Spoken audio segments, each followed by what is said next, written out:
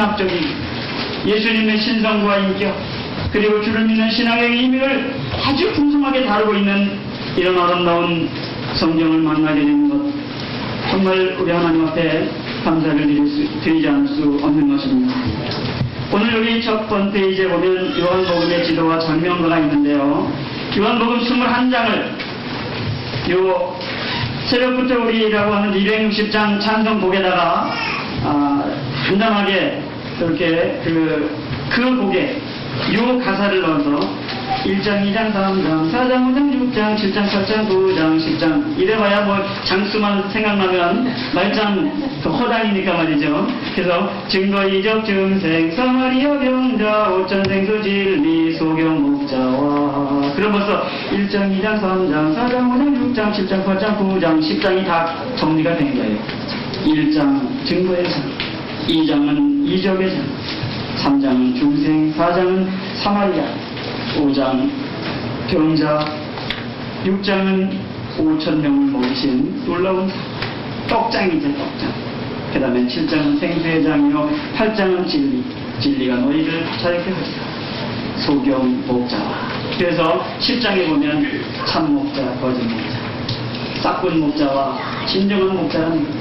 싹군은 목자도 아니요, 아주 그냥 액센트를 팍 줘가지고 말하는 그런 부분이 있는 것이 10장입니다. 그 안에 이제 11장서부터는 부활, 상경, 사랑, 평안, 포도, 성령, 기도, 피차, 고난, 부활, 부탁해요. 그러면 딱 끝난다는 거예요. 마지막 21장에 주님께서 갈릴리 바닷가에서 제자들에게 내 양을 치라 먹이라 치라고 부탁하신 그런 이야기로 마무리를 짓고 있는 이 21장의 이야기를 오늘 우리가 만나려고 합니다. 우리 함께 이 260장 곡에다가 여기 있는 증거, 이적, 중생, 사마리아 병자 이렇게 한번 노래를 불러보고 그리고 요한복음으로 요한복음 한 장 한 장 아주 중요한 부분들을 만나도록 하겠습니다.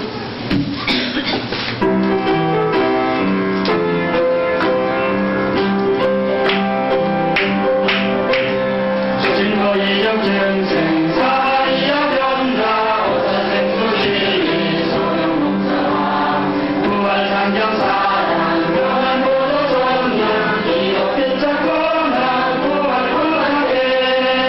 아멘. 여기 그림이 있는 것이 이 찾아가는 겁니다. 그래서 1번서부터 21번까지 이렇게 해서 그림이 이렇게 쭉 해서 부탁해요 하고 이쪽 갈릴리 바다 있는 데까지 딱 가 있어요. 그래서 이쪽 벳바라에서 베다니에서부터 출발합니다. 스타트 라인이 거기에요. 베다니부터 출발해서 1장 증거, 2장 쭉 올라가서 가나의 혼인잔치, 물로 포도주를 만드는 그런 놀라운 기적의 사건을 2장에서 만나게 됩니다. 3장 다시 쭉 내려와가지고 중생 니고데모와 이야기를 나누는 그런 장면이 있습니다. 어떻게 해야 거듭날 수 있습니까? 하고 물어보는 영적인 대화, 영적인 담화의 이야기를 우리는 만나게 됩니다. 그리고 이제 사마리아로 4장에 가면 사마리아 여인, 우물가의 여인처럼 만구했네 하는 그 사마리아 여인과 예수님의 대화. 우리가 지금 우리 교회가 교회적으로 말이죠, 전도의 열을 붙여가고 있는데 전도 훈련 받은 사람, 또 전도 현장에 나가는 사람들은 실질적으로 4장을 아주 책임질하고 또 책임질해서 완전히 외우고 가는 게 좋습니다. 예수님이 7번 대화를 진행해가는 가운데 그 대화의 진척, 내가 메시아다, 내가 그다 라고 하는 이야기까지 진행해가는 대화 기법을 우리 전도할 때에 어떻게 말을 쓸 것이냐, 어떻게 그 이야기를 진행해 나가서 어떻게 예수를 전해줄 것이냐 하는 얘기를 예수님의 방법으로 직접 만날 수 있는 것이 바로 4장의 얘기입니다. 그다음에 5장에 보면은 거기 38년 된 병자를 고치시는 사건입니다. 이 38년 된 병자를 고치는 사건만 예수님 인기 절정기에 공생의 2년차의 얘기를 다루고 있고, 나머지는 이 요한복음은 거의 공간복음과 다른 부분들을 다루고 있습니다. 공간복음, 마태복음, 마가복음, 누가복음 이 세 권의 복음서 속에서는 예수님이 인기 절정기에 있었던 갈릴리를 중심으로 그러한 얘기를 초점 맞춰서 그 예수님의 사역을 다 거기다가 담아 놓았지만 여기 요한복음의 얘기는 다르습니다. 그래서 요한복음의 얘기는 거의 밑에 동네 와서 이렇게 쭉 들게 되네. 이 마태, 마가, 누가 보면 주로 갈릴리 쪽, 위쪽, 북쪽 동네 얘기에 많은 그런 시간을 할애했고, 이제 요한복음은 이쪽 밑에 동네 얘기에 많은 시간을 할애하고 있다. 여기 요 숫자가 써져 있는 것이 장이에요, 장. 각 장의 특징적 그림을 하나씩 그려놓은 겁니다. 그래서 한 장 한 장 보면은 그것이 여기 특별히 11장하고 20장의 부활이 있는데 11장의 부활은 나사로의 부활이고 20장의 부활은 예수님의 부활입니다. 그래서 그런 이야기들을 찾아가면서 이렇게 쭉 찾아가면 증거, 이적, 중생, 사마리아 병자, 오천생수, 진리, 소경목자와 부활상경, 사랑, 평안, 포도, 성령, 기도, 피착, 고난, 부활, 포착해 이렇게 그림이 되어져 있죠. 근데 그림이 이렇게 딱 찾아가면 그 화살표대로 찾아가면 마지막에 부탁해요 라고 하는 그 내 양을 먹이고 내 양을 치고 내 양을 먹이라 부탁하신 주님의 부탁으로 이야기가 마무리 져가는 그런 얘기를 우리가 볼 수가 있습니다. 특별히 13장 이후로 이쪽에 있는 것은 사랑, 평안, 포도, 성령, 기도, 피착 잡혔다 이 말이에요. 예수님이요. 그래서 고난당하셨고 그리고 고난 후에 고난 3일로 부활하셨고 그리고 이제 제자들을 그 갈릴리 바다 그곳에서 만나시며 부탁하시는 그런 놀라운 장면들을 우리가 만나게 되는 것입니다. 그래서 이렇게 그 노래를 자꾸만 불러보세요. 증거이적 중생, 사마리아 병자, 오천생수 진리, 소경목자와 그러면 1장, 2장, 3장, 4장, 5장, 6장 그게 쫙 이렇게 정리가 된단 말이죠. 한번 여러분들이 여러 번 이걸 불러보시면 그 장에 그런 얘기가 들어있구나 하는 그런 그 중요한 부분들에 대한 이해가 쉽게 됩니다. 그러면 이런 21장의 얘기를 개관도표를 통해서 우리가 정리를 해봅니다. 개관도표를 펴보시면 요한복음 우리가 매 복음마다 질문이 있습니다. 예수님 누구신가? 그러면 그분은 왕이시다 그랬단 말이죠. 예수님 무엇하러 오셨는가? 그러면 말씀을 전하러 오셨는가? 무엇을 가르치시러 오셨는가? 여기서는 그 대답은 영생. 한번 따라서 예수는 무엇을 가르치셨는가? 그 대답은 하나님과 영생이다. 하나님과 영생 이 부분에 대해서 초점을 맞추면서 여러 사람들을 위한 영적 복음을 하고 있는 것을 우리가 보게 됩니다. 여기 보면은 하나님의 아들 성육신, 하나님의 아들의 출현, 하나님의 아들의 배척, 하나님의 아들의 교훈, 하나님의 아들의 고난과 부활, 하나님의 아들 예수. 이 하늘의 왕자 그러면 독수리, 하나님의 아들 그러면 예수. 우리가 이 요한복음을 독수리 복음이라고도 이렇게 별칭을 가지고 부르기도 하는 겁니다. 바로 하나님의 아들, 여기에 초점을 맞춰서 그 아들의 성육신, 그 아들의 출현, 그 아들의 배척, 그리스도를 배척합니다. 유대인들과 충돌하면서 사람들이 불신앙이 강해지고 예수님을 배척하기 시작할 때에 오히려 그 이면에 제자들의 믿음은 성장해가고 있는 모습을 봅니다. 옆에서 뭐라고 자꾸만 그러면 오히려 믿음이 성장해가는 그런 모습을 우리가 보게 됩니다. 잘한다 그러면 신앙이 떨어지게 돼 있습니다.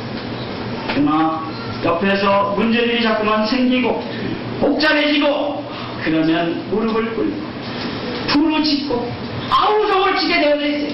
배부르고 등 따시면 절대로 신앙이 성장하지 않습니다. 잘 먹고 잘 살고 그러면 편안하고 그러면 신앙이 성장할 것 같지만 천만에 맞습니다. 달달 높게야 신앙이 성장해요. 오히려 편안할 때 신앙 성장하는 거 본 적이 없어요. 제가 조금 살아서 그런지 몰라도 본 적이 많이 사신 분들은 여기 연세가 많으신 분들이 많이 계신데 보신 적이 혹시 있으신지 모르겠어요. 근데 본 적이 없어요. 잘 먹고 잘 살고 배부르고 등 따시고 편안하고 그러면 제가 가끔 말씀드리잖아요. 새벽 예배 나와서 주여! 라고 기도하는 사람은 분명히 무슨 문제 없는데 막 땅을 치며 눈물 고물을 흘리며 그냥 악을 쓰며 기도하는 사람 보셨습니까? 없어요. 난 못 봤어요. 하나님의 아들을 외쳐갑니다. 그럴 때에 이제 우리 그 주님의 제자들은 신앙이 성장해가고 가까운 제자들은 이제는 준비하면서 교훈하시면서 집중적으로 가르치기 시작합니다. 가까이 있는 사람들을 집중적으로 가르치는 방법이, 예수님을 가르치는 방법은 여러 사람 수천 명이 있는 곳에다가 메시지를 전하는 방법도 있지만 특별히 선별된 사람들, 가까이 있는 사람들을 집중적으로 가르치시는 그런 방법이 있는 것입니다. 그래서 예수님은 큰 사랑을 베푸시고 제자들을 거기에 수건을 부고 한 사람씩 발을 씻겨주시면서 본을 분신히 직접 보시고 수천 명 모일 때 수천 명 발 다 씻어주는 게 아니라 제자들, 그 제자들과 모여있을 때 그 모습들을 제자들에게 보여주고 있는 그런 모습을 보였습니다. 그리고 하나님의 아들의 고난과 부활로 진행이 되어져 이제 베드로의 부인 속에서 13장에 예언되어졌던 이제 다 굴기 전에 네가 몇 번 부인할 거다. 이렇게 그 복음서마다 다 그 얘기가 있죠. 여기서도 마찬가지로 13장에 얘기가 되어졌던 것을 18장에서 현장 목격을 하게 되잖아요. 18장에서. 그리고 19장에 가상칠언을 만납니다. 이 가상칠언이라고 하는 얘기 경상도 사람한테 하지 말라고 그럽니다.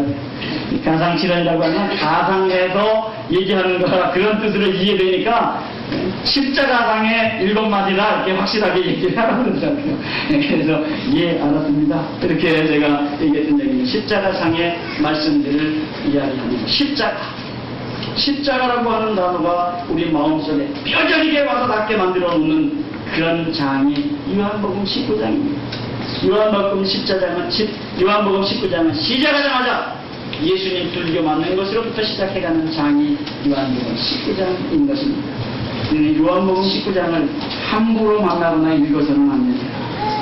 예수님이 매맞은 나의 죄 때문에 알고 믿고 읽을 수 있는 그런 자세가 필요하다고 합니다. 그리고 예수님 부활하신 주님을 만날 수 있는 장이 20장입니다. 그리고 21장은 후기 사건을 다루면서 갈릴리 바다 제자들과 만나시면서 한 이야기를 우리에게 주시는 것입니다. 그래서 내가 나를 사랑한다. 내가 나를 사랑한다. 주여 내가 주를 사랑하는 줄을 주께서 아십니다. 주여 내가 주를 사랑하는 줄을 주께서 아시나이다. 그러나 마지막에 대답은 받았습니다. 근심하며 주여 모든 것을 아시오매 모든 것을 아시오매 내가 주를 사랑하는 줄을 주께서 아시나이다. 이러한 놀라운 고백이 있는 장면 가운데 예수님께서는 그 제자에게 사명을 주십니다. 양을 먹이고 양을 치고 양을 놔라. 이러한 얘기로 마음을 듣고 있는 이 요한복음의 얘기. 여기 보면은 자기간의 공백이라고 한 그 얘기 앞에는 공적인 사역들이 쭉 기록이 되어져 있습니다. 그 다음에 그 이후에는 사적인 사역으로 곧바로 진행되어져 나가는 그런 자신의 그 고난의 길을 예비하며 걸어가시는 그런 일들을 여기서도 역시 만날 수가 있게 된 것입니다.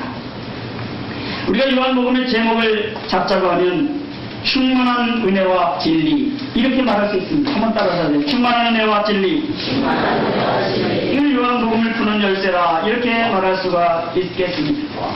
말씀이 육신이요 우리 가운데 거하시니 우리가 그 영광을 보니 아버지의 독생자의 영광이요 은혜와 진리가 충만하더라. 아멘도 안 하십니까? 말씀이 육신이 되어 우리 가운데 거하신 그분의 그 영광을 보니 아버지의 독생자의 영광이라는 말입니다. 은혜와 진리가 충만하더라고 이렇게 기록한 이 성경을 보면서도 아멘이 안 나와요? 이게 요한복음을 푸는 열쇠라 이 말입니다. 요한복음을 푸는 열쇠. 소문 속에도 태초의 말씀이 계시니라. 이 말씀이 하나님과 함께 계셨으니 이 말씀은 곧 하나님이라. 계시니라 계셨으니 하나님이시라. 이렇게 출발해가고 있는 아주 힘있는 말씀이 요한복음입니다. 요한복음 벌써 시작부터 힘차게 밀어붙이고 있는 느낌을 우리가 받게 됩니다.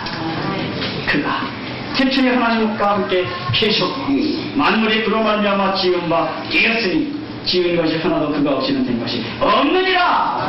이렇게 되어 있습니다. 그 안에 생명이 있었으니 이 생명은 사람들의 빛이라. 빛이 어둠에 비치면 어떻게 돼요? 어둠은 물러가요. 그렇죠? 그런데 어둠이 깨닫지 못하면 꽝이지 못합니다. 빛이 비치는데도 그냥 어두운 그대로 있으면 이거 문제가 복잡한 거 아니겠습니까? 우리는 오늘 이렇게 시작되어져 가면서 굉장히 제가 성경 속에서 참 은혜 받은 것이 처음에 성경 공부하면서 만났던 성경이 요한복음이에요. 요한복음. 초신자 성경 공부 요한복음으로 시작했거든요. 처음에. 근데 신들매를 몰랐어요. 일찍 공부했는데 여기 나는 그 신들매 풀기도 감당하지 못하겠다. 신들매 다 아시죠? 센달끈. 신들매 풀기도 감당하지 못하겠다. 근데 이건 뭐 나이 들어서 말이죠. 이건 뭐 누구한테 물어보기도 좀 창피하고 말이지. 모르면 그냥 지금 가만히 있으면 중간이 나가는데 괜히 뭐라 그랬다가 괜히 또 그럴 것 같고. 그래서 이제 우물쭈물하고 있었는데 신들매, 센달끈. 그래가지고 그게 얼마나 기뻤는지 몰라요. 막 전화해가지고 친구들한테 야 요한복음 말이지 거기도 1장 27절 보고 그 신들매라는 데 나오는 거 아냐? 알지? 너가 무슨 뜻인지 알아? 알지? 정말 알아? 막 그래가지고 힘이 탁 빠지게 해가지고 다 안 되는 거예요.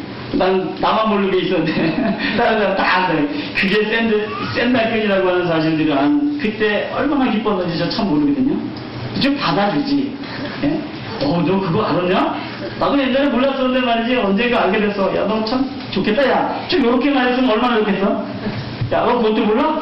아이고 참 딱하다. 아주 딱한 얼굴을 가지고 그렇게 대하구나 그랬을 때 아주 그냥 괜히 그렇죠. 그래도 그 기쁨이 충만하니까요. 전화로 뭐 그것도 모르냐고 그래도 만나서 얘기했을 때 뭐 다 아는 척하고 있어도 전혀 안개하지 않아요. 제가 그렇게 기쁨이 충만했을 때가 있습니다. 요한복음 1장을 보면 제가 그 간증 처음 했던 때가 언제냐면 숭의교회에서 간증을 처음 했다고 그랬죠. 하나님이 왜 나를 그렇게 큰 교회에다가 간증 첫 데뷔 무대를 갖다 이렇게 결혼한 이렇게 큰 교회에다가 갖다 놓으셨다는 참 지금도 아직 알 수 없지만 그때 그런 얘기를 했어요. 영접하는 자 곧 그 이름을 믿는 자들에게는 하나님의 자녀가 되는 권세를 주셨다 라고 하는 이 말씀이 한 번 됨으로 영원히 된다고 하는 한 번 구원은 영원 구원이라고 하는 보장이 하나님께서 하셨다고 하는 그런 믿음이 나로 인하여 이러한 간증들을 하게 하고 이런 사역을 하게 하고 내가 하나님의 사람으로 하나님의 자녀로 살아가는데 구김살이 없게 당당하고 떳떳하게 살아가게 하는데 그 힘이 되는 말씀이 되었노라고 그런 말씀이 요한복음에 있는 말씀입니다. 오늘 이런 이야기로부터 출발해가는 요한복음 예수님의 공적인 사역을 기록해가면서 이제 예수 그리스도의 성육신을 만나게 되고 사람의 아들 예수님 그리고 중생에 대한 교훈들과 사마리아 여인과 생수의 문제들을 우리는 만나게 되어져 갑니다. 특별히 우리가 사마리아 여인 얘기는 전도에 아주 필요한 얘기들, 예수님의 대화 진행 방식에 대한 얘기들을 이런 부분들의 자료를 제공해 줍니다. 예수님께서는 대화 방식을 물 좀 달라라고 하는 것으로 말씀을 트기 시작하십니다. 그때 여자가 당신은 유대인으로 어찌하여 사마리아 여자인 나에게 물을 달라고 그러십니까? 라고 응수를 합니다. 그랬을 때 예수님께서 두 번째 말씀하시기를 내가 만약 하나님의 선물과 또 내게 물을 좀 달라 라고 하는 이가 누군지를 알았다면 내가 그에게 구했을 것이고 그가 생수를 내게 주었을 거라. 주여 물기를 그릇도 없고 이 우물을 깊은데 어디서 생수를 얻겠습니까? 라고 이야기합니다. 여러분들이 이 사장을 곰곰이 생각해 보세요. 예수님 말씀하시고 그 물길로 온 사마리아의 여인이 답하고 있는 그런 얘기들 속에 예수님이 말씀하시기를 그 생수의 얘기를 합니다. 내가 주는 물을 먹는 자는 영원히 목마르지 않냐는데 나의 주는 물은 그 속에 영생하도록 솟아나는 샘물이 있단 말이죠. 그게 샘물이 영생하도록 솟아나는 샘물이 되는 거다 말이죠. 주여 이런 물을 내게 주사 목마르지도 않고 여기 물길로 오지도 않게 해달라고 이렇게 얘기합니다. 무슨 얘기인지 잘 이해를 못하거든요. 얘기했을 때 무슨 얘기인지 잘 알아듣지 못하는데 그러니까 얘기를 바꾸십니다. 딴 얘기 하십니다. 야, 너 가서 내 남편 불러와. 결혼관 얘기하시다가 딴 얘기로 돌리시는 이 얘기 진행하다가 못 알아먹으면 그거 가지고 뭘 얘기하려고 그럴 필요가 없는 게 다른 얘기로 딱 돌려서 정곡을 딱 찢어 딴 얘기 딱 합니다. 그랬더니 여자가 나 남편 없어요? 남편 없어요. 네가 남편 없다고 하는 말이 옳다. 너 남편 5 있었지? 지금 있는 남편도 너 예? 아니지? 이 말이 참되다. 없다는 말이 맞다. 어이구, 성경에 어이구는 없어. 주여 내가 보니 선지자 목소리다. 이렇게 얘기하고 있잖아. 이런 죽어가는 얘기들 속에서 얘기를 던져서 얘기를 하게 만들고 얘기하다가 무슨 얘기인지 못 알아들으면 얘기를 바꾸고 그래서 그 얘기를 주도권을 잡고 나가고 얘기를 끄지로 내게 만들고 하는 방법이 예수님이 대화하는 방법입니다. 우리가 전도하는 사람들은 최소한 이 요한복음 4장에 있는 얘기를 그 대화 기법에 대한 그런 기술을 성경적인 기술을 배울 필요가 있습니다. 덮어놓고 띵동그래 들어가지고 예수 믿으세요? 안 믿어요? 그럼 대화가 딱 단절되는 거 아니에요? 예수 믿으세요? 안 믿어요? 그럼 그 다음에 뭐라고 얘기해요? 안 믿어요 그랬는데 아 왜 안 믿었는데 왜 그래요? 그러면 뭐라 그래요? 아 누구 엄마 뭐 어쩌고 저쩌고 이렇게 해서 얘기를 살살 들어가서 예수 믿는 사람이 뭐 참 뭐 어쩌고 잘 되고 뭐 어쩌고 이렇게 얘기하다가 예수 좀 안 믿어 그렇지? 뭐 요렇게 좀 뭐 살살 다니지 대바람에 예수 믿어 안 믿어 그럼 얘 다 대화가 단절되는 거 아니에요? 뭐 하러 왔어요? 전도하러 왔어요? 우리는 필요 없어요? 그럼 딱 끝나는 거 아니에요? 우리는 이런 그 요한복음 4장에서 이 우물가에 있는 여인과 예수님이 그 대화의 진척 속에서 진행되어져 가는 이러한 얘기들에 대한 그 아주 조심스러운 연구가 필요합니다. 여러분들이 그런 부분들을 만나보세요. 이런 주제 발전의 기술, 단도직입적인 그런 얘기도 필요하고 되마다 말하기도 필요합니다. 여기서 이렇게 말하면 여기서 이렇게 말하는 말이죠. 이런 기술도 필요한 거죠. 아니면 주도권 잡기도 필요합니다. 여호와의 증인 같은 사람하고 말할 때는 주도권을 딱 잡고 저쪽에서 말 못하게 이쪽에서 가지고 있는 얘기를 막 할 수 있어야 그 사람들 얘기, 쓸데없는 얘기를 많이 쏟아내지 못하게 하는 그런 비결이에요. 그 얘기 듣고 앉아있으면 그 얘기 다 맞는 것 같아가지고 쫄랑쫄랑 쫓아간다니까요. 데리고 오기는커녕. 그러니까 대화할 때 주도권 잡기가 필요한 때가 있습니다. 어떤 사람 말 많고 말하기 싶어 하는 사람 막 자기 거 많이 가지고 있는 사람의 말을 끌려 들어가면 한도 끝도 없어 끌려 들어가서 자기 거 하나도 못 내놓고선 저쪽 얘기만 그냥 듣고 오는 수가 있죠. 그럴 때는 얘기 방향을 탁 바꿔서 주도권을 딱 잡고 이쪽에서 하려고 하는 얘기를 해야 된다. 그런 방법이, 그런 기술적인 방법이 여기 요한복음 4장에 예수님께서 아주 기가 막히게 다 사용하신 방법입니다. 조금만 관심 있게 보시면 그 여인의 얘기와 예수님의 얘기를 딱 이렇게 대화를 잘 이렇게 연결해서 보면 그런 부분들을 우리가 만나게 됩니다. 그 다음에 이제 그 베데스다 목가에 38년 된 병자를 고치시는 위대한 의사, 그리고 생명의 떡, 이 6장에 보면 이제 떡이 많이 나오거든요. 그래서 그 6장을 갖다가 이제 떡장이라 이렇게 얘기를 하는데 말이죠. 무슨 뭐 예수님께서 떡을 가지고 축사하신 후에 아는 사람들에게 막 줘가지고 말이죠. 아주 배부르게 만들었죠. 그런데 그런 사람들이 예수님 잡아가지고 이걸 잡으려고 그랬는데 예수님 살짝 피했다가 나중에 오셔가지고는 내가 떡이다 그러니까 말이죠. 무슨 소리인지 알아듣기가 어려워가지고 다 그냥 가버렸어요. 이 말씀은 어렵다. 누가 이거 들을 수 있냐 말이죠. 예수님 자신이 내가 떡이라 그러니까 이 말씀 듣기가 어렵다 이 말이에요. 또 다 가버렸어요. 이러한 얘기들. 그리고 7장에는 그 초막절에 예수님께서 조용히 초막절에 가시는 그런 이야기들이 나와 있고 말이죠. 그리고 8장에 우리 잘 아는 그런 이야기가 나오죠. 이 8장 그 32절 같은 경우 우리 잘 외우는 곳이죠. 진리를 알지니 진리가 너희를 자유케 하리라. 너희가 내 말에 거하면 참 내 제자가 돼. 진리를 알지니 진리가 너희를 자유케 하리라. 하고 하는 아주 중요한 그 진리에 자유케 되는 은혜가 있어야 됩니다. 말씀의 자유함을 받지 못하면 답답해집니다. 갈급해집니다. 그리고 배고파져요. 우리가 말씀 앞에 자유함을 누릴 수 있는 사람이 되어져야 됩니다. 말씀 속으로 뛰어들어가기만 하면 그 속에서 풍성한 그런 은혜를 오는 그런 그 꿀같이 단 말씀을 체험하는 그런 체험들이 우리들에게 있어져야 됩니다.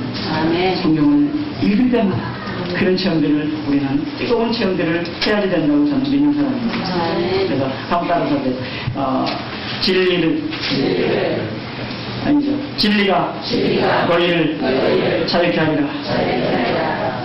너희가 내 말에 거하면 참 내 제자라. 진리를 알지 진리가 너희를 자유케 하리라. 8장에 있는 그 아주 굉장히 중요한 말씀입니다. 그 다음에 이제 9장 얘기는 예수님께서 세상에 빛으로 오셔서 안식일에 날 때부터 소경된 자를 고치시는 라비여, 이 사람이 소경으로 난 것이 미제로 인함이 오니까, 자기 오니까, 그 부모 오니까, 이렇게 복잡한 물음을 이제 물어보는 것이죠. 그러나 이 사람이나 그 부모가 죄를 범한 것이 아니라 그에게서 하나님의 하실 일을 나타내고자 하십니다. 이렇게 말씀하시면서 세상에 빛으로 오신 그분이 세상에 빛을 모르고 사는 소경을 고치시는 그런 놀라운 장면을 9장에서 만나게 되어집니다. 그리고 10장에 보면 우리가 선한 목자의 비유에 대해서 나오죠. 여러분, 예수님 그는 선한 목자. 선한 목자는 양들을 위하여 목숨을 버리거니와 목숨을 버리기까지 그 양을 사랑하는 목자가 진짜 목자예요. 가짜 목자는 그건 싹군이요. 싹구는 목자도 아니요, 양도 제 양이 아니라 이리가 오는 것을 보면 양을 버리고 달아나는 이리가 양을 늑탈하고 또 해치게 내버려줍니다. 그러니까 진짜 목자인지 가짜 목자인지 아는 방법은 요한복음 10장을 보면 되는 거예요. 이게 진짜인지 가짜인지 이렇게 알 수가 있는 거예요. 양은 목자가 제 목자인지 아닌지를 압니다. 양이라고 하는 것은 그런 특성을 가지고 있습니다. 자기 목자의 음성을 아는 것이 양의 그런 특징입니다. 자기 목자의 음성을 모르는 그런 목자의 소리가 있으면 그건 자기의 목자가 아닌 것이죠. 그리고 자기의 양도 아닌 것이죠. 그차간에 모르면. 그래서 예수님께서 나는 선한 목자야. 내가 내 양을 알고 양도 나를 아는 것이다. 그렇게 말씀하시는 것입니다. 그리고 이제 11장에 보면은 이제 나사로의 죽음을 살리시는 11장의 여기 부활은 11장의 부활은 바로 나사로의 부활입니다. 예수님의 부활은 20장에 있지만 나사로의 부활은 11장에 있는 것입니다. 그 마리아와 마르다에 대한 그런 얘기도 또 나오는 것이죠. 그리고 이제 12장에 보면은 예루살렘으로 입성하시는 그런 이야기들을 합니다. 그 다음에 이제 13장에 보면 세족직에 대한 얘기가 나옵니다. 13장. 예수님의 큰 사랑에 대해서 나오게 되는데, 예수님의 큰 사랑은 어떤 사랑이, 예수님께서 가르쳐 주신 큰 사랑은 어떤 사랑이 큰 사랑인가? 끝까지 하는 사랑이 큰 사랑입니다. 끝까지. 하다 집어치는 사랑이 아니라 끝까지 하는 사랑이 큰 사랑입니다. 그 다음에 아버지의 집, 제자들을 교훈, 예수님의 약속, 예수님의 중보기도 이런 것들로 진행되어져가는 그런 13장부터 이제 17장까지 공간복음에는 없는 독특한 얘기들의 진행을 우리가 준비의 날 속에서 말씀하시는 것을 우리가 보게 됩니다. 그 중에서 우리가 17장에 보면은 예수님의 중보기도가 있습니다. 거기다가 좀 적어놓으세요. 17장은 자신을 위한 기도가 먼저 있습니다. 예수님 자신을 위한 기도. 아버지여, 때가 이르렀사오니 아들을 영화롭게 하시옵소서. 그래서 자신을 위한 기도, 영화롭게 하소서의 기도가 있습니다. 그 다음에 두 번째는 제자들을 위한 기도, 진리로 거룩게 되게 해달라고 이렇게 제자들을 위한 기도가 있습니다. 그리고 세 번째는 교회를 위한 기도가 있습니다. 연합되게 해주시고 영광에 참여케 하여 주옵소서. 내가 비웃는 것은 이 사람들만 위함이 아니요 또 저희 말을 인하여 나를 믿는 사람들도 위하여 이렇게 교회를 위한 기도가 있게 되는 것입니다. 그 다음에 베드로의 부인 가장칠은 부활의 표적들 갈릴리 바다 이런 이야기들이 이제 그 뒤에 부분들로 쭉 자신을 나타내시면서 이야기 되어지는 그런 모습들을 봅니다. 이것을 기록한 목적은 간단 명료한 문체, 지금 벌써 21장에 대한 얘기들을 요약해서 한 장 한 장 이렇게 했는데 말이죠. 문체가 굉장히 간단 명료해서 아이들도 읽으면, 아이들도 설명해주면 금방 무슨 얘기인지 알아듣습니다. 가장 심오한 영적인 깊이를 가지고 있는 것이 요한복음이기도 하고 가장 초신자들, 가장 쉽게 이해되어질 수 있도록 소개할 수 있는 성경이 요한복음이기도 한 것입니다. 그 양극단을 가지고 있는 겁니다. 가장 쉽기도 하고 가장 깊고 어렵기도 한 성경이 요한복음이라고 하는 것입니다. 여기에 아주 심오한 사상을 담고 있는 이런 문체, 이러한 이야기들이 예수가 메시아임을 부인하는 이러한 사상을 단칼에 자르고 예수가 로고스 말씀이심과 성령의 사역을 강조할 목적으로 기록되어져 있습니다. 특별히 이 기록 목적은 20장 31절에 아주 확연하게 나와 있습니다. 요한복음 20장 31절은 이 성경을 기록한 기록 목적에 대해서 오직 이것을 기록하면 너희로 예수께서 하나님의 아들 그리스도이심을 믿게 하려 하며 또 너희로 믿고 그 이름을 힘입어 생명을 얻게 하려고 그러는 것이다. 이 성경을 기록한 것은 믿고 생명 얻게 하려고 성경을 기록했다는 거예요. 이 성경 기록 목적이 이렇게 확실하게 나와 있는 요한복음. 우리가 중요한 부분들 몇 개를 살펴볼 것입니다. 특징으로 보면 예수님의 신성이 강조되고 있고 대화와 변론과 상징적 표현이 아주 풍부합니다. 공간복음에는 나오지 않는 새로운 사실들을 많이 담고 있는데 여러분 사복음서의 특징을 말씀드릴 때에 다 말씀드렸는데 요한복음 몇 프로나 자기 거를 갖고 있다고 했어요. 생각나시는 분 있으세요 혹시? 92%. 92%가 자기만 가지고 있는 게 다른 복음에는 없어요. 마태와 누가복음은 서로 가지고 있는 것들이 반반씩 그렇죠?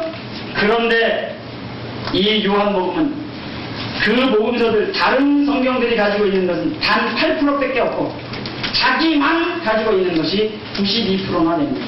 그러니까 요한복음에서만 만날 수 있는 얘기가 92%나 된다는 말씀입니다. 이게 특징입니다. 특별히 요한의 관심은 바로 하나님의 아들 그 인격에 집중이 되어져 있으면서 하나님의 구원이신 그는 성육신 되었다 라고 하는 것으로부터 시작해서 그 구원이 바로 그분의 말씀 속에 있다라고 하는 사실에다가 초점을 맞춰 기록 목적을 가지고 있는 그런 부분입니다. 예수 그 이름을 믿으면 구원 얻는다.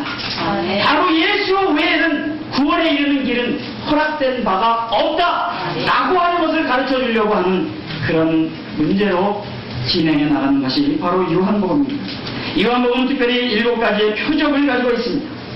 물을 포도주로 변화시켰다든지 왕의 신하의 아들을 고쳤다든지 중풍병자 38년이나 된 천사 딱 내려오면 딱 뛰어들어가면 낫는데 말이죠. 중풍병자가 뭘 어떻게 뛰어들어가요? 그런 사람들을 낫게 한다든지 무리를 먹이시고 무리를 고르시고 소경의 눈을 뜨게 하시고 나사로를 살려내는 이러한 독특한 예수님 공생의 동안에 많은 기사와 이적 그런 것들을 행하셨지만 요한복음에는 이 특징적인 이런 부분들을 다루고 있는 것을 우리가 보게 됩니다. 우리가 이제 넘겨보시면 거룩하신 말씀이신 예수 그리스도의 성육신 이 부분들을 우리가 한번 생각해 보기로 합니다. 말씀이 육신이 되셨다고 하는 이 사실이 표현되어져 있는 부분들을 우리는 1장 1절부터 처음부터 만나게 됩니다. 태초에 말씀이 계시니라. 이것은 말씀의 영원성 속에서 우리가 생각해 봐야 됩니다. 시간의 출발점인 태초에도 말씀이 계셨을 뿐만 아니라 시간이 창조되기 이전의 영혼 속에서도 말씀이 이미 계셨다고 하는 그런 의미입니다. 여기에 이 태초라고 하는 쓰임새, 이 의미는 창세기의 태초라고 하는 그 쓰임새, 태초에 하나님이 천지를 창조하시니라 라고 하는 그 태초라고 하는 단어보다 앞에 있는 태초의 의미를 가지고 있습니다. 그러니까 영원 전 태초를 이야기하는, 영원 태초를 이야기하는 것입니다. 그러니까 창조되기 이전에도 벌써 이미 예수님 계셨다라고 하는 이야기를 우리들에게 말씀해 주시는 그런 장면입니다. 그 말씀이 하나님과 함께 계셨다. 함께라고 하는 이 말은 단순히 같은 시간에 동일한 공간을 점유하고 있다는 것을 뜻하기보다는 관계의 의미를 가지고 있어서 이미 그런 인격적 관계를 지속하고 있었다라고 하는 하나님과 함께 하나님 계시고 그리고 말씀이 계셨다 이게 그 두 분이 가지고 있던 놀라운 관계성들에 대해서 이야기를 하고 있는 것입니다. 그리고 만물이 그로 말미암아 지음바 되었다고 하는 것은 말씀의 활동 영역을 말씀합니다. 그리스도와 피조물과의 관계가 잘 표현된 이 말씀을 통해서 이는 하나님과 더불어 그리스도께서 창조 사역에 참여하셨음을 나타냅니다. 물론 창세기 1장 1절에서도 바로 태초에 천지를 창조하셨다고 하셨을 때 그 하나님이 엘로힘 하나님 바로 성부, 성자, 성령 그 세 하나님이셨던 것을 우리는 압니다.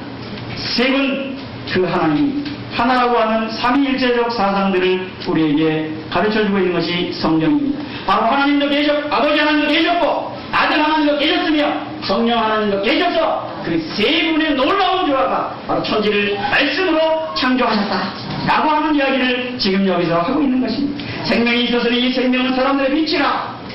이것은 바로 말씀이 목적을 얘기합니다. 그래서 여기는 이야기를 통해서 말씀의 영원성, 말씀의 신성, 말씀의 활동 영역과 말씀의 목적 바로 이러한 것들에 대해서 확실하게 짚고 넘어가려고 하는 의도를 가지고 기록하고 있는 것입니다. 그래서 여기서 우리가 보면 예수님의 신분, 말씀, 생명, 은혜와 진리, 영광이 충만한 그 예수님, 그 예수님, 그 예수님, 예수님이 어떤 분이신가, 예수님이 누구인가 이 부분에 대해서 확실하게 요한복음 1장에 이렇게 시작합니다. 그리고 19절로 36절에는 침례 요한의 증거를 통해서 제사장과 레위인을 통한 유대인의 질문과 요한의 답을 분석해보는 말이죠. 요한, 너 누구냐? 엘리야냐? 선지자냐? 한번 따라서 하세요. 아니라. 아니라니까. 아니라. 확실하게. 그럼 너 뭐냐 말이죠.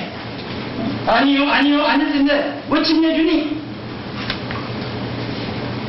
우리가 지난번에도 말씀드렸지만 아니면 아니라고 이야기할 수 있는 용기가 있는 사람이 훌륭한 사람이다. 확실한 사람이다. 아닌데도 긴 척하는 사람 이거 깨지한 사람이다. 확실하지 않은 사람, 예의성 없는 사람. 침례 요한의 이런 모습들을 우리는 성경 속에서 배워야 하게 됩니다. 자기가 아니면 아니라 확실하게 이야기할 수 있는 용기, 침례 요한에게서 배우는 것입니다. 예수님의 공생의 시작과 처음 제자들을 보면 바로 침례 요한의 제자들이었던 것을 우리가 보게 됩니다. 그래서 그 얘기의 진척 상황들을 우리 보면서 대화하고 있는 이런 모습들을 우리 적은 거예요. 그래서 무엇을 구하느냐? 와보라. 한번 따라서 하세요. 와보라. 예수님의 그 전도 방법은 와보라. 와보라. 그래서 예수님 방법, 예수님의 전도 방법 와보라.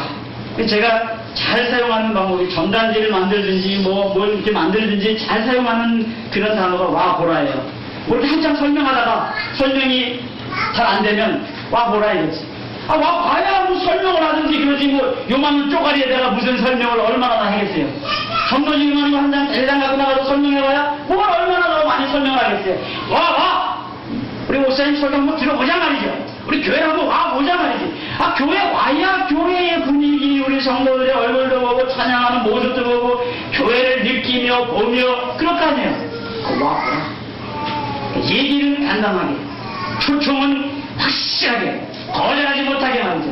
그러니까 말은 간단 명료하게 하지만 그 사람이 교회로 나오지 않으면 안 되도록 그렇게 그냥 딱 얘기를 나와도 되고 안 나와도 되고 나올 때면 나오고 말 때면 말 이런 초청은 하나만 해요. 교회를 안 나오면 미안해서 못 견딜 정도로 그렇게 아주 정중하게 초청을 한번 해보세요. 그는 한번 따라서 나와 준다. 나와준단 말이에요. 나와줘. 그러니까 자기를 위해서 나오는 게 아니라 초청한 사람 때문에 나와준다니까요. 저도 그랬거든요. 우리 저기 그 친구가 지금 목회하고 있는 친구 있다고 그랬잖아요. 6개월 동안 그냥 들면 오는 거예요. 교회에 잘 나오라고. 안 나갔는데 왜 자꾸만 나가냐 친구라고 말이죠. 근데 하도 그러니까 나가 줬다니까요. 그 친구를 위해서. 그러니까 우리가 그 아주 여호와의 증인같이 이렇게 찐찐하게 귀찮게 아주 그냥 싫게 그렇게 하는 게 아니라 아주 정중하게. 그래서 나와 주고 싶은 마음이 생기도록 와보라. 아주 힘있게 초청하는 그런 그 방법을 터득하시기 바랍니다. 그래야 우리 교회에다가 데려다가 앉혀놓을 거 아니에요. 아, 우리 뭐 부르짖고 아우성 치고 뭐 기도 많이 하고 카드에다가 이름 100명 써놓은 거에 한 명도 못 데려오면 맞짱 꽝이지. 단 한 명을 이름을 써놓고 기도를 하더라도 그 사람 데리고 오는 사람이 이쁜 사람이요. 말만 뭐 100명, 1000명 써놓고 한 사람도 못 데려오고 뭐해? 맞짱 꽝이지요. 와 보라. 우리 예수님의 방법입니다. 그래서 쫓는 그런 모습들, 제자들도 그 방법을 택해요. 그래서 예수님 그 스승의 그 제자라고 해서 그 제자들도 그 와보라의 방법을 사용하고 있는 것을 우리가 보게 됩니다. 그 다음에 이제 그 넘겨보시면 중생에 대한 교훈들을 우리가 만나봅니다. 3장에 보면 바리새인 중에 니고데모라고 하는 사람이 있었는데 유대인의 관원이었습니다. 밤중에 살며시 와가지고 예수님에게 이야기를 합니다. 라삐요. 저보다 딱 얘기를 딱 시작해요. 당신은 하나님께로 오신 선생인 줄 아는데요.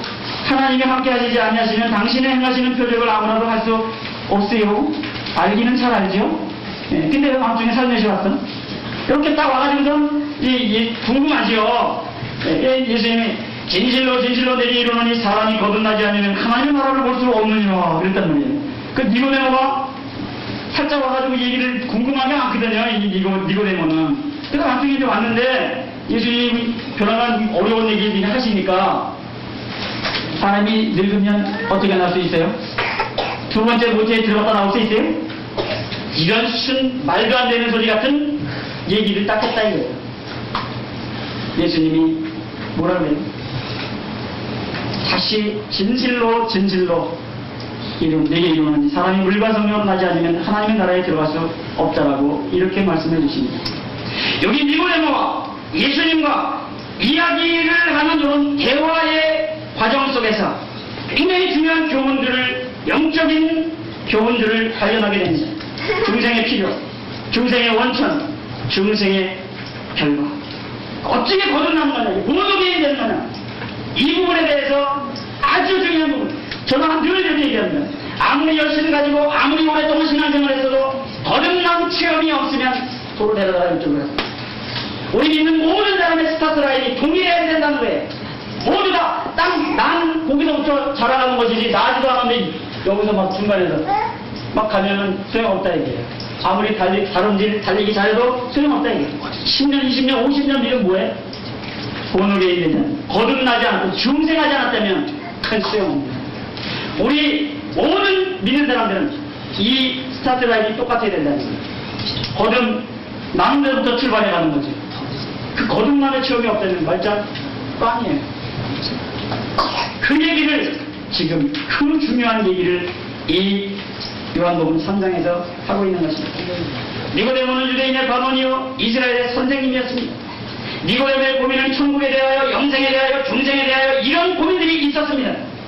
그 문제에 대해서 예수님은 천국과 중생의 도와 사제와 성령, 예수님의 심정과 속죄의 결이, 하나님의 사랑과 믿음, 영생과 어두운 곳의 빛, 이런 얘기를 다 쏟아부어 말씀하신 것이 요한복음 3장의 얘기라고 하는 것입니다. 요한복음 3장이 얼마나 중요하냐 하는 것입니다.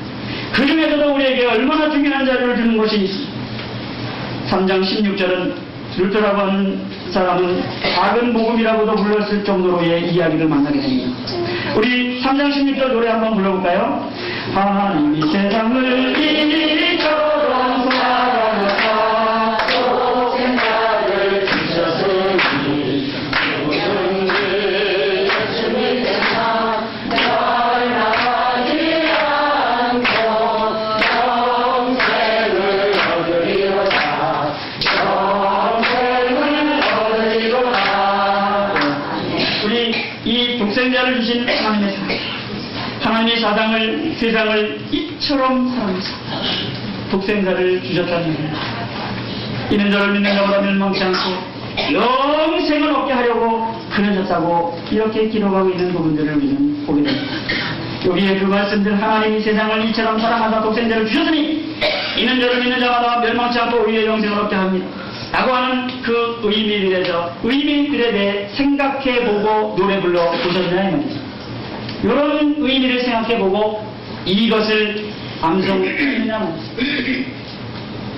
우리가 이 한 절이 모든 무신론자와 불가지론자, 범신론자, 자연신교, 율법주의자, 회의론자 이러한 사람들을 완전히 단절시킬 수 있는 그런 힘있는 말씀 바로 이 한 절입니다. 하늘과 땅의 창조주이신 하나님이 세상을 이처럼 사랑하셨다. 그래서 죄와 쾌락과 그 열광 속에 있는 그런 세상을 용서하시기를 원하신다는 그런 의미들을 살펴보고 이 한 절 한 절을 바로 박는 여러분들이 한번 곰곰이 이 교재를 가지고 이걸 한번 뚜렷이 한번 쳐다보는 그런 시간을 가져보시길 바랍니다. 그리고 이제 침례 요한의 사역과 그의 증거들이 있는 것을 그 22절로 36절의 이 대화 속에서 우리가 알게 되었습니다. 그리고 이제 넘겨보죠. 십자가의 읽은 말씀. 사실 요한복음 얼마나 많이 할 얘기가 얼마나 많은데 그 얘기를 다 못하고 이렇게 그냥 공중공중 뛰어넘어가는 심정이 제가 아주 안타깝지만은 이 짧은 시간 속에 우리가 중요한 부분들을 이렇게라도 만나지 않으면 어떻게 하겠습니까? 여기 십자가 읽은 말씀, 요한복음 19장을 중심으로 해서 이야기가 되어져 있는 이 말씀들을 우리가 보면서 십자가의 의미를 우리가 새기는 그런 밤이 되기를 원합니다. 이 요한복음 19장은 빌라도가 예수님을 데려다가 책직질하는 것으로부터 시작을 해갑니다. 그리고 이 요한복음 19장은 이 십자가라고 하는 이야기가 가장 많이 나오는 그런 장입니다. 14번이나 십자가라고 하는 그 글자만 보아도 우리가 가슴이 뭉클하고 한번 따라서 가슴이 뭉클하고 코끝이 찡하고 눈물이 주르르 흐를 수 있어야 되는 단어가 십자가라고 하는 그 이야기만 들으면 가슴이 뭉클하고 코끝이 찡하고 눈물이 도는 그런 단어 십자가. 우리 삶 속에 십자가라고 하는 단어보다 더 우리를 감동 주었던 단어들이 있었던가요? 그 십자가상의 이야기를 기록한 것이 바로 요한복음 19장의 얘기입니다. 여기 예수님이 달린 6시간의 사건들을 보면 예수님 벌써 9시에 달리셨어요. 12시 정오가 되면 이제는 부르짖기 시작하십니다. 엘리 라마 사박다니라고 부르짖는 시간이 12시. 거기서부터 이제 나와서 3시에 이제 그 내 영혼을 아버지 손에 부탁하나이다. 다 이루었다 라고 하시고 끝나는 그런 장면. 십자가상의 6시간의 사건을 여기 도표 속에다가 그려놓은 겁니다. 여기 밑에 저희를 사하여 주옵소서. 기도하는 장면입니다. 기도. 원수들의 죄를 용서하시는 말씀입니다. 십자가의 사형문도를 내린 빌라도의 죄, 유대 교권주의자들의 죄, 예수님을 직접 죽인 로마 군인들의 죄, 아우성치며 십자가에 못 박으라고 아우성치는 그 군중들의 죄, 비겁하게 달아나는 여러 사도들의 죄를 사하여 주옵소서. 한번 따라서 하세요. 죄를 사하여 주옵소서. 죄를 사하여 주옵소서. 죄를 사하여 주옵소서. 죄를 사하여 주옵소서. 기도하는 겁니다. 두 번째 말씀은 약속입니다. 나와 함께 나그네 있으리라. 누가복음 23장 43절에 이 약속의 말씀이 있습니다. 낙원 제1차의 축복을 받습니다. 낙원이라고 하는 단어는 성경에 3번밖에 나오지 않습니다. 파라데이소스라고 하는 낙원 제1차 축복을 받은 이 옆에 달린 그런 강도의 모습을 우리는 예수님의 낙원 허락의 축복을 봅니다. 그 다음에 세 번째는 당부의 말씀이 있습니다. 여자여 보소서, 아들이 뭐라 내 어머니라. 여기까지 얼마나 여유가 있으십니까? 이런 이연 3원의 말씀은 아주 여유가 있으십니다. 그런데 거기까지는 하나님 함께 하십니다.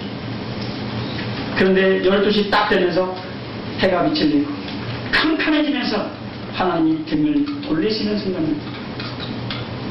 엘리 엘리라와 수락단위를 외치는 버림받음에 대한 외침의 시간을 우리는 만납니다. 이 순간 나는 예수님이 하나님의 아들이 아니고 만민의 죄짐을 지신 죄인의 총집결지인 셈입니다. 하나님께 실질적으로 버림받는 순간이 하나님의 아들이 하나님으로부터 버림받는 순간. 나의 하나님 어찌하여 나를 버리셨나이까. 엘리 엘리라마 살았더니 구약에서는 이 다윗이 이런 시 속에서 고백하죠. 엘리 엘리라마 아잡다니를. 시 22편에 보면 그 고통을 노래하는 것을 만날 수 있습니다. 사실 이것은 하나님께 모든 것을 전적으로 맡기는 믿음의 뜻이고 전적으로 모든 것을 바치는 충성의 뜻이며 하나님의 절대권을 온전히 인정하는 순종의 뜻이 바로 나의 하나님 나의 하나님. 버린 그 순간에도 하나님을 찾고 있는 그 주님의 절규를 우리 만납니다. 어찌하여 나를 버리셨나이까. 그 하나님의 버리심은 가장 외롭고 가장 괴롭고 가장 절망적이라고 하는 그런 것이다. 예수님은 이러한 고초를 당하신 분이시다. 다섯 번째는 육체적인 고통의 외침이 있습니다. 내가 목마르다. 육신적으로 심령적으로 목마르셨다고 하는 사실을 우리가 육체적 고통의 외침 속에서 만날 수 있습니다. 그 다음에 다 이루었다라고 하는 승리의 외침을 보면서 하나님께 대한 책임 완수의 보고지요. 제자들에게 주신 최후의 말씀이죠. 그리고 난 다음에 마지막 7월은 내 영혼을 아버지 손에 부탁합니다. 떠나가심의 외침입니다.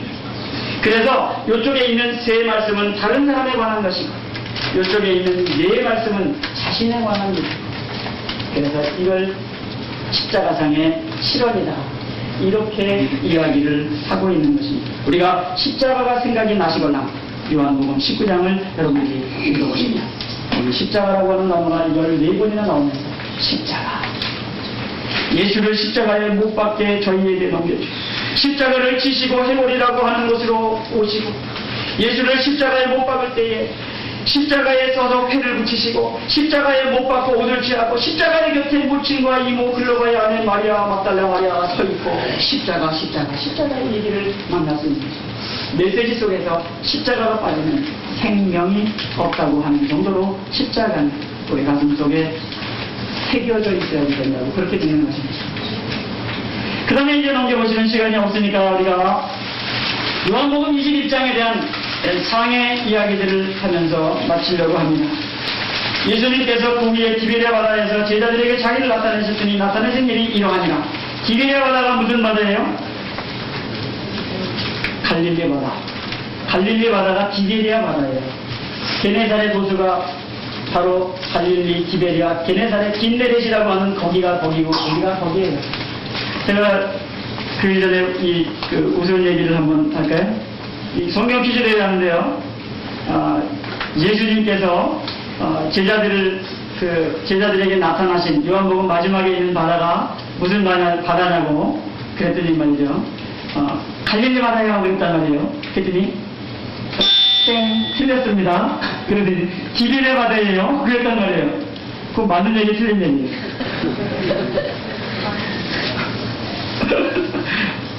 틀린 얘기? 아니 디베랴 바다가 갈릴리 바다고 갈릴리 바다가 뭐 디베랴 바다지. 예? 디베랴 바다라 그러면 맞고 갈릴리 바다라 그러면 땡 틀렸어요. 그러면 되겠냐 말이죠. 우리가 성경을 읽을 때에 이런 부분들에 대해서 아주 조심해야 됩니다. 그래서 한 가지는 알고 두 가지 모르는 거죠. 세 가지, 네 가지 모르는 거죠. 그래서 그런 것들을 위해서 간주가 필요한 겁니다. 여기 보면 그 후에 예수께서 갈릴리 바다, 곧 디베랴 바다로 가셨다. 그러니까 갈릴리 바다가 곧 디베리아 바다라는 얘기예요. 그 얘기 벌써 저쪽 6장에서 하고 왔는데 21장까지 오다 보니까 까먹어가지고 디베리아 바다가 갈릴리 바다인지 갈릴리 바다가 디베리아 바다인지 잘 모르고선 틀렸어요. 그러면 안 된다 이 말이죠. 그런 거죠. 그리고 여기 옆에 보면 예수님께서 떡하고 생선 주신 사건이 있는데요. 예나 지금이나 이 그 숯불 바베큐 한 그 떡이나 생선은 아주 맛있는 것 같아요. 예수님도 그걸 주셨거든요. 근데 그냥 주시지 아니하고 친히 준비해 두셨다가 주신 것을 보게 됩니다. 굉장히 중요한 거예요. 한번 따라서 하세요. 놓였던 떡, 놓였던 생선, 있던 떡. 이미 제자들의 것이 아니라 예수님께서 준비해 주셨다가 제자들에게 주었다는 거예요. 이것은 우리가 사역의 현장에서 내 것 가지고 하는 것이 아니라 주님께서 주신 것 가지고 사역해야 된다고 하는 이야기를 전제하는 그런 말씀인 것입니다. 영적으로 그렇습니다. 그러니까 내 잘난 것, 내 지식, 내 경험 가지고 사역하는 것이 아니라 양을 먹이고 치고 먹이는 것이 아니라 예수님의 것을 가지고 하는 것이다 라고 하는 이야기를 하려고 여기서 그런 말씀을 하시는 것입니다. 그래서 부활하신 그 예수님과 베드로의 대화를 보면은 사랑하니 사랑하니 사랑하니 내가 이 사람들보다 나를 더 사랑하니 내가 나를 사랑하느냐 내가 나를 사랑하느냐 이 사랑하니 사랑하니 사랑하니 세 말씀 중에서 첫 번째 말씀이 달라요. 내가 이 사람들보다 더 사랑하니 이렇게 물음이 다르거든요. 그런데 이 베드로의 대답은 뒤에 있는 대답이 달라요. 주여 모든 것을 아시오매 내가 주를 사랑하는 줄을 주께서 아시는 내가 주를 사랑하는 줄 주께서 아십니다. 내가 주를 사랑하는 줄 주께서 아십니다. 이렇게 사랑해요 사랑해요 이렇게 얘기했는데 마지막에는 그렇게 대답하지 않습니다. 근심하며 대답하기를 주여 모든 것을 아시오매 내가 주를 사랑하는 줄을 주께서 아시나요? 물론 여기 원어의 뜻은 그 아가페하니 그게 물어보시는데 베드로는 아가페 한다고 대답 한 번도 안 합니다. 전부 필레오 한다고 대답. 자기는 아가페라고 하는 것은 하나님 자신입니다. 하나님은 곧 사랑이시라. 하나님만 하실 수 있는 사랑. 자기는 할 수 없다고 고백하는 겁니다. 우리도 마찬가지. 아가페의 사랑을 할 수 있는 사람이 아닌 거예요. 아가페의 사랑을 힘입어 그 사랑 가지고 서로 사랑하도록 요구되어지는 사람일 뿐인 것입니다. 우리가 그런 부분들에 대한 이 대답을 여기서 만듭니다. 그래서 저는 오래전에 이 말씀을 보면서 굉장히 많은 은혜를 받았습니다. 그래서 이 말씀을 하시는 베드로가 어떠한 죽음으로 그 하나님께 영광을 돌릴 것을 이야기하신 그런 말씀들이 주고받는 것 가운데 이 말씀을 하시고 난 다음에 베드로에게 뭐라고 말씀하셨냐면 나를 따르라 그렇게 말씀하셨거든요. 그래서 저는 얼른 거기다가 재빠르게 예 따르리라. 제가 베드로는 아니지만 주님이 나에게 하시는 말씀인 것을 믿고 너는 나를 따르라. 그랬을 때 예 따르겠습니다라고 제가 그렇게 순종하는 마음으로 성경책에 써놨어요. 여러분들도 주님이 나를 따르라 하시는 음성이 따로 하실 때에 따르겠다고 합니다. 그래서 저는 여기 갈릴리 바닷가에서 이 노래를 보면서 갈릴리 바닷가에서 주님은 시몬에게 물으셨네. 그 시몬을 문문이라고 바꿔서 노래 부르기를 좋아합니다.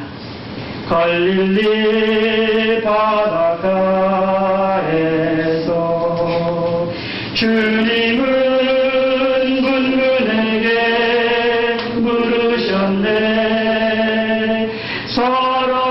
사랑하는 문문아 넌 날 사랑하느냐. 오 주님 아십니다. 주님 말이 생생한 주님의 음성이 성경의 말씀에서 들려오네. 사랑하는 문구나 넌 내 사랑하느냐. 오 주님 날 위하여 죽으셨네. 예수님 성령으로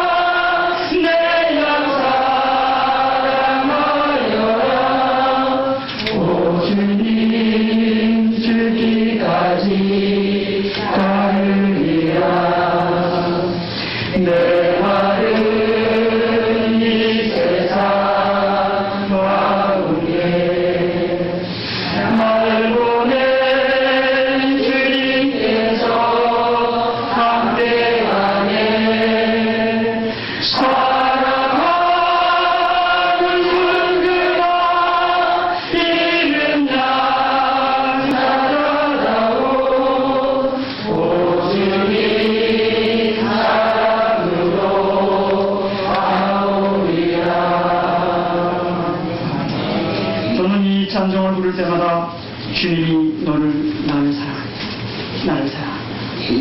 나를 사랑하느냐라고 베드로에게 물으시던 그 음성이 제 귀에 쟁쟁하게 지금도 들려옵니다. 이 찬송을 부를 때마다 끊임없는 눈물 가운데 찬송을 불렀던 것을 기억합니다. 내가 나를 사랑한다면 내 어린 양을 먹이라. 울려 일어라. 그래서 나의 어린 양을 먹여라. 치라. 먹이라. 주님이 우리들에게, 저와 여러분들에게 이 시간에 요구하시는 그런 말씀인 줄로 믿습니다. 그래서 우리가 그 두 노래를 부르면서, 마음속으로 부르면서 요한복음을 우리가 이 시간을 마칩니다. 다시 눈을 감으시고